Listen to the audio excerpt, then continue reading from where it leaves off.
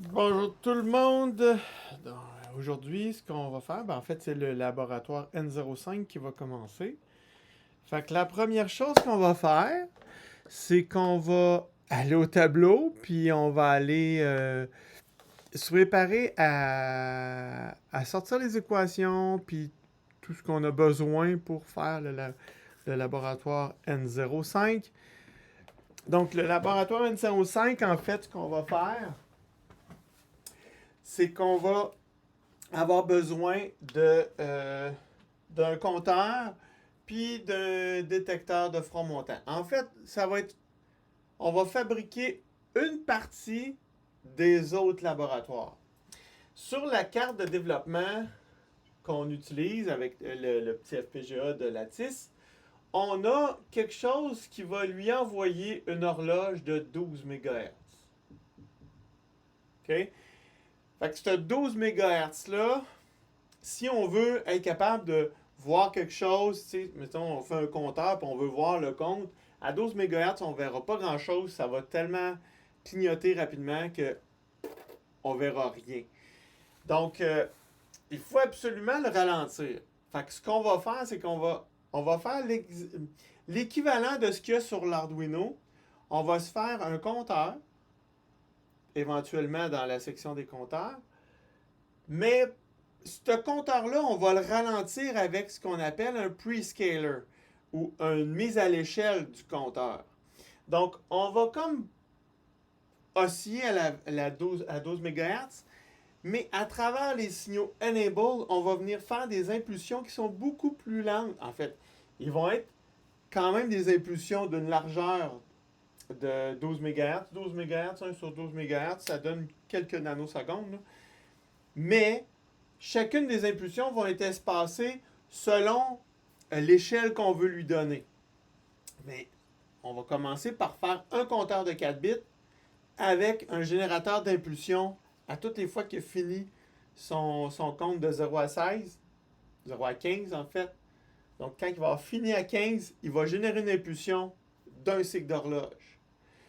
Puis ça, on va pouvoir en cascader plusieurs pour faire un plus gros compteur, puis activer l'impulsion qu'on a besoin pour ralentir l'horloge, pour choisir si on la ralentit une fois sur 8, une fois sur 256, une fois sur, je pense, c'est 4096, ainsi de suite. Donc, mais notre première étape, c'est de faire un compteur de 4 bits avec un générateur d'impulsion. Fait l'idée, ça va être de ralentir cette horloge-là pour être capable de voir ensuite notre compteur principal qu'on va faire au laboratoire N07 et notre registre à décalage, on veut le voir décaler à l'œil sur les DEL. Donc, lui aussi, on doit ralentir de 12 MHz parce que si on décale à 12 MHz, on ne verra rien. Donc, on va utiliser notre prescaler, entre guillemets, un peu partout dans les prochains labs. Fait qu'on va s'en faire un. Fait que la première chose qu'on va faire, on va faire en sorte qu'on a un compteur. Fait qu'un compteur, un petit compteur de 4 bits, ben, on va avoir besoin, pour compter 4 bits, qu'est-ce qu'on a besoin? 4 bascules.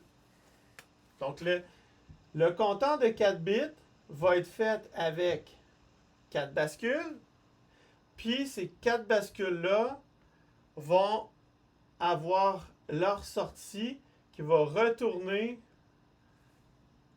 Je vais effacer ça. Là.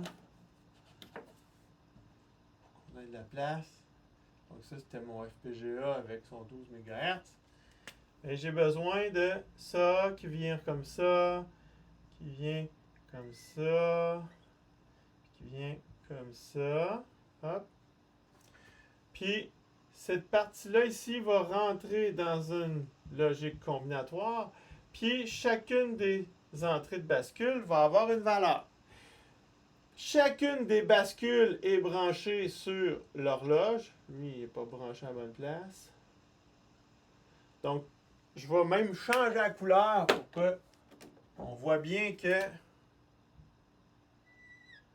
ça, c'est l'horloge. L'horloge, elle est toujours à 12 MHz. On va voir comment on fait pour la brancher. Sur le FPGA, il y a déjà une horloge dessus. Fait qu'on va juste se brancher dessus. Je pense que c'est C8. Sur la broche C8, il y a un chip qui génère une horloge puis qui la fournit au FPGA.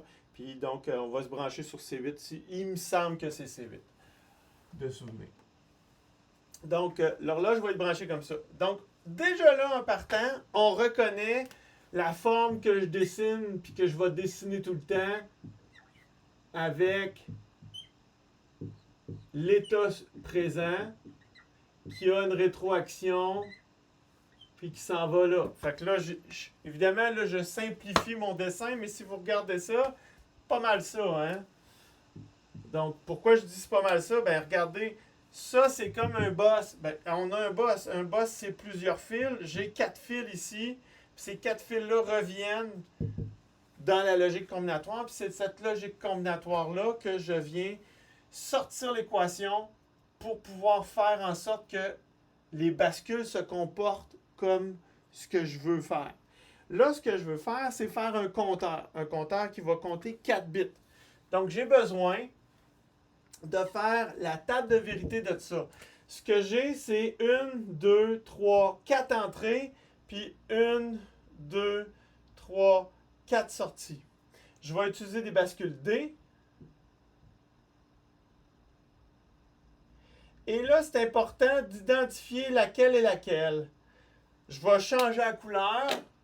Ça va être la bascule 0, la bascule 1, la bascule 2 et la bascule 3. Ce qui veut dire que ça va être D0, Q0, D1, Q1, D2, Q2, D3 et Q3. OK? Donc, j'ai besoin de ma table de vérité. Je vais reprendre mon crayon noir parce qu'on le voit mieux à l'écran. Donc, mes entrées, ce sont les sorties des bascules deviennent les entrées de la logique combinatoire. Donc, je vais avoir besoin de Q3, Q2, Q1, Q0 et D3, D2, D1, D0.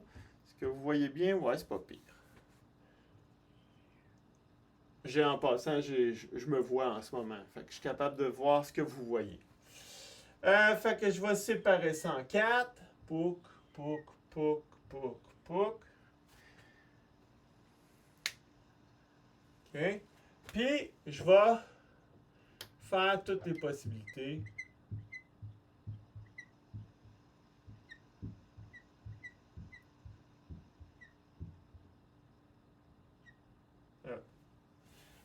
Petite erreur. 1, 0, 0, 0, 1, 1, 0, 1, 1, 1, 1, 1. Tac, tac. 0, 1, 1, 0, 1, 1. Donc, si je veux faire un compteur, c'est simple. Okay? Il va compter 0, 1, 1 à 2, 2 à 3, 3 à 4, 4 à 5, 5 à 6, et ainsi de suite. On fera d'autres types de compteurs une autre fois, mais pour l'instant, ce compteur de base, un compteur 4 bits, 20 de base. Donc, quand j'étais à 0, je vais avoir l'état 1.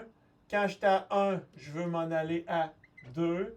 Quand j'étais à 2, je veux m'en aller à 3. Quand j'étais à 3, je m'en vais à 4. Quand j'étais à 4, je m'en vais à 5. Quand j'étais à 5, je m'en vais à 6. Quand j'étais à 6, je m'en vais à 7. Pour l'instant, c'est facile, là. 7, je m'en vais à 8. Ben, c'est pas que c'est facile, mais c'est la logique. Des fois, c'est pas toujours. Ça semble pas logique. Mais quand on comprend le principe, ça devient logique. Mais ça, c'est vraiment un compteur, on s'attend à compter 0, 1, 2, 3, 4, 5.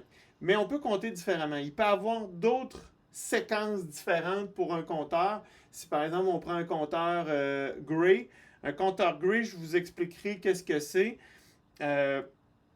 Mais grosso modo, c'est un compteur qui a un seul état. Quand je passe d'un état à l'autre, il y a un seul bit qui change. Et l'idée, c'est d'avoir justement des changements d'état plus simplifiés au niveau des équations.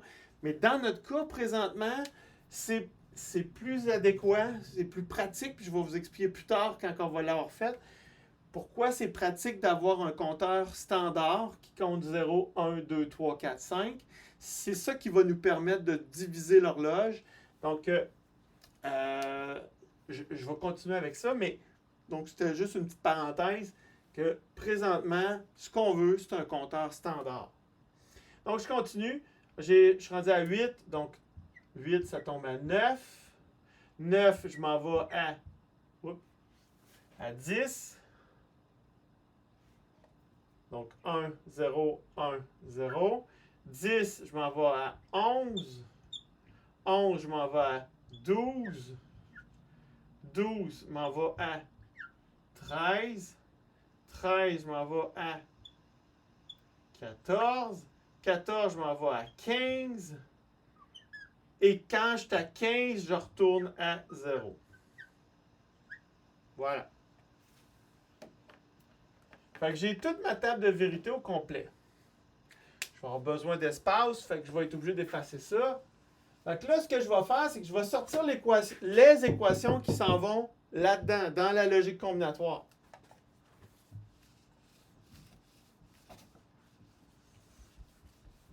Fait que je vais prendre directement D3. Donc, j'ai une table de Carnot. 1, 2, 3. Regarde, j'ai commencé moitié, moitié, moitié. Donc, j'ai Q3 comme entrée, Q2, Q1, Q0. Puis, je vais rentrer ça ici. Donc, 0, 0, 0, 0, 0, 0, 0, 1. Ensuite, 1, 1, 1, 1. Puis, 1, 1, 1, 0. Oh, ça, c'est pas le fun. C'est vraiment pas le fun, mais ça va être ça. Donc, ça avec ça. Puis lui, ben j'ai un Purina. Ils vont trouver ça comique, mais effectivement, j'ai un Purina ici. Puis là, il y en a qui voient, ah ouais, mais je pourrais pas faire quelque chose. Oui, vous pourriez faire quelque chose avec ça ici, puis faire une patente à gosse. Je le ferai peut-être une autre fois, mais pour l'instant, c'est parce qu'en fait, c'est de la superposition de table, puis je veux pas le faire avec vous autres.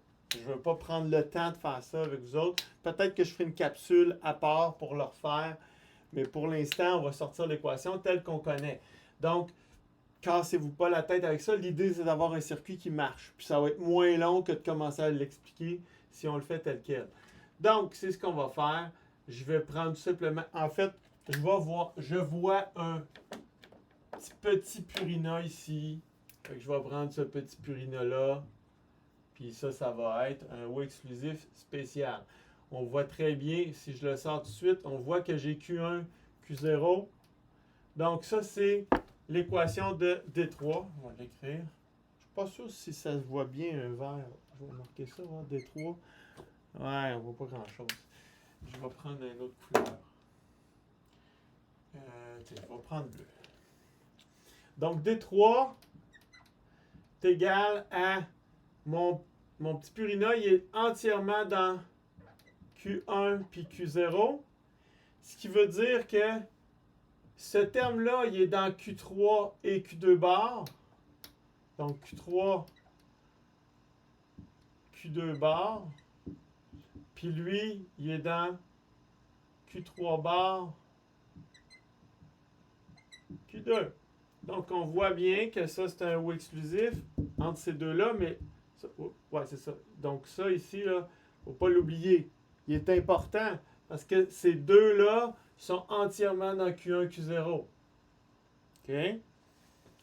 Plus ce terme-là est dans Q3 puis il est dans Q1 bar. Donc Q3, Q1 bar. Plus ça de chaque côté, en haut et en bas. Je suis toujours dans Q3. Puis il est entièrement dans Q0 bar. Voilà.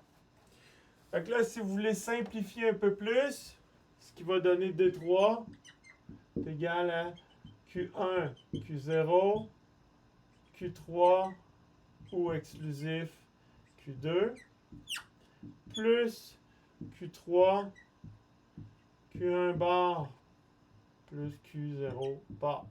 Voilà. Ça, c'est votre équation pour D3. Prenez-la en note. En fait, je vous suggère fortement de prendre tout ça en note. Le fait d'écrire, ça va vous permettre de rentrer les choses comme il faut. OK? Ensuite de ça, je fais la même chose avec D2, D1 et D0.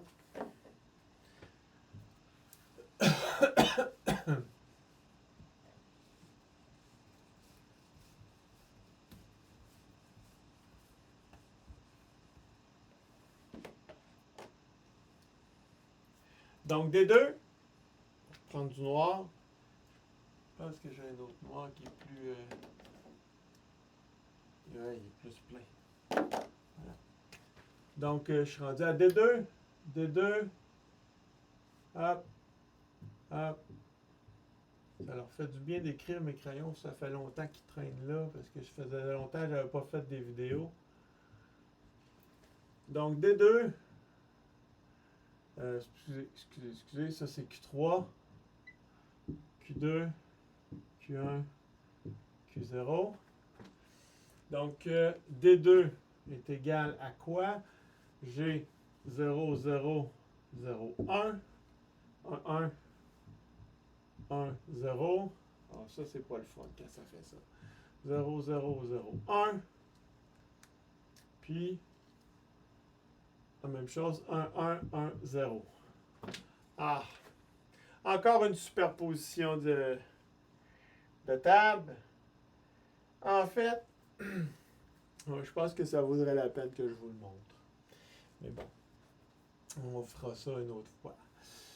Ça, avec ça, ça, avec ça, puis ça, avec ça. Ce qui donne Q2,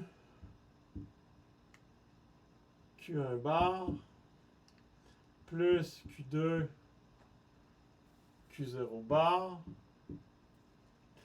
plus j'ai ça ici qui donne Q1, Q0, et c'est entièrement dans Q2 bar.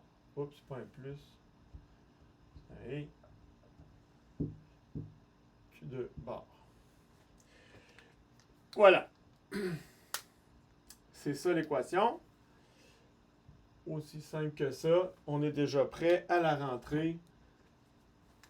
Il me reste à faire des 1 et des 0. Okay. Prenez ça en note. Mon crayon qui vient de tomber par terre. Prenez ça en note. Faites sur pause, reculez s'il faut. Mais moi, j'efface.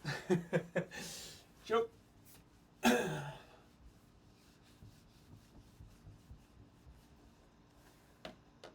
OK. Ensuite, on a D1. D1, table de Carnot. Ça, c'est Q3, Q2, Q1, Q0. Donc, 0, 1, 1, 0, 0, 1, 1, 0. C'est donc bien beau ça. 0, 1, 1, 0. Puis encore 0, 1, 1, 0. Oh, que c'est beau, un beau Purina! Voilà. Alors ça va être Q0 quand j'ai Q1 bar, puis Q0 bar quand j'ai Q1. Ça fait que ça c'était D1. D1 est égal à Q1 ou exclusif Q0. Tatam! C'est tout! Merveilleux! Puis l'autre équation.